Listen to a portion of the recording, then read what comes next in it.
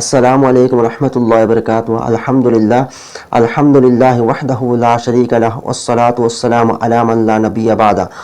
সুপ্রিয় দর্শক শ্রোতারা, প্রত্যেক ভাষার মধ্যে যেরকমভাবে 12টা মাস রয়েছে তদ্রূপভাবে আরবির মধ্যে 12টি মাস রয়েছে। কিন্তু আরবি যে 12টি মাস রয়েছে প্রত্যেকটি মাসের ভিন্ন ফজিলত রয়েছে। এর মধ্যে 4টা মাস রয়েছে, যে 4টা মাসের ফজিলত খুব বেশি রয়েছে।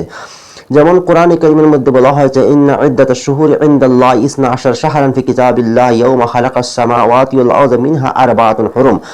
এই 4টা মাসের ব্যাপারে কোরআন কারীমের মধ্যে বলা হয়েছে। এই 4টা মাস হচ্ছে জিলকায়দা, জিলহজ্জা এবং মুহররম, রজব। এই 4টা মাস রয়েছে। এই 4টা মাসের গুরুত্ব খুব বেশি। যেমন জমানা জাহিলিয়তের সময় পর্যন্ত লোকেরা এই 4টা মাসের মধ্যে তারা যুদ্ধ করতেন না। এই 4টা মাসের সম্মানার্থে তারা যুদ্ধ পর্যন্ত এই 4টা মাসের মধ্যে করতেন না।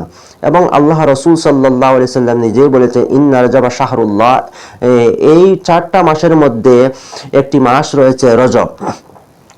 এই 4টি মাসের মধ্যে একটি মাস রয়েছে রজব, যে রজবের ব্যাপারে আল্লাহ রাসূল বলেছেন, ইন্না রজব শাহরুল্লাহ। এই রজব মাসটি হচ্ছে আল্লাহর মাস।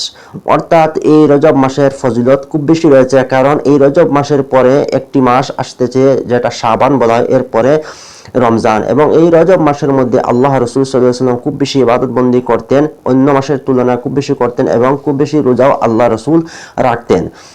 এবং এই রজব মাসের ব্যাপারে আল্লামা আব্দুর রউফ মুনাবি রাহমাতুল্লাহ আলাইহি উনি বলেন, সাম্মা শাহরা রাজবা রাজবান লিআন্নাহু ইয়াতারাজ্জাবু আই ইয়াতাকাসসারু ওয়া ইয়াতাআজ্জামু ফীহি খায়রুন কাসীরুন লিশাবান ওয়া রমজান।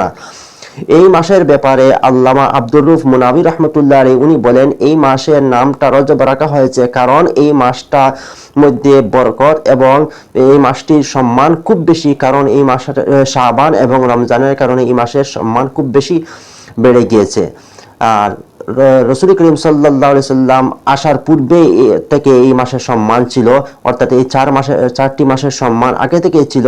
এই 4টি মাসের মধ্যে জমানা জাহিলিয়তের সময় পর্যন্ত লোকেরা যুদ্ধ করতেন না। এবং এই মাসের মধ্যে আল্লাহ রাসূল সাল্লাল্লাহু আলাইহি সাল্লামের মেরাজ হয়েছে। এই জন্য এই মাসের সম্মান খুব বেশি এবং মর্যাদা খুব বেশি রয়েছে।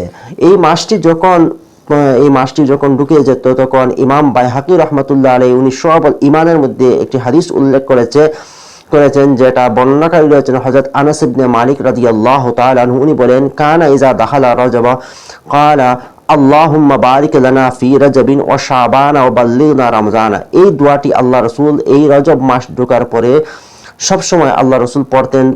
নামাজের শেষে আল্লাহ রসুল এই দোয়াটি সবসময় পড়তেন, আল্লাহ বারিক লানা ফি রজবিন ওয়া শাবান ওয়া বাল্লিগনা রমজান। রজব মাসে পড়তেন এবং শাবান মাসেও পড়তেন।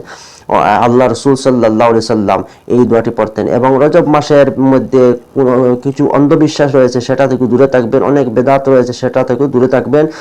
এই রজবের মধ্যে ইবাদত বন্দেগী আল্লাহ রসুল সবসময় করতেন, বেশি অন্য মাসের তুলনায় বেশি করতেন। এবং আল্লাহ রসুল সাল্লাল্লাহু আলাইহি সাল্লাম নিজেই এই মাসের মধ্যে খুব বেশি রোজা রাখতেন। এবং সবচেয়ে বেশি গুরুত্ব হচ্ছে যে এই মাসটার মধ্যে, এই মাসের ব্যাপারে আল্লাহ রসুল নিজেই বলেছেন যে ইন্না রজব শাহরুল্লাহ। এই মাসটি আল্লাহর মাস বলে আখ্যায়িত করেছেন রাসূল করিম সাল্লাল্লাহু আলাইহি সাল্লাম।